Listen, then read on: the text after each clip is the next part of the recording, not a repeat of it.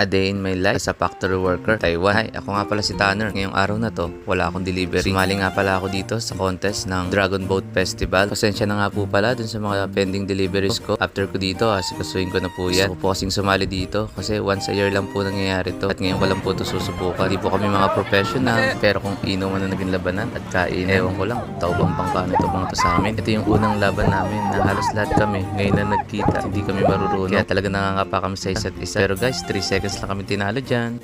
Nung tinalo nga kami, napanginana kami ng loob. Pero nung sinabi sa amin na may isa pa kaming laban, ito kami ngayon, practice kami para makalaban kami. Itong sport na to pala ay hindi lang puro palakasan. Kailangan nagkakaisa kayo para makamit nyo ang panalo.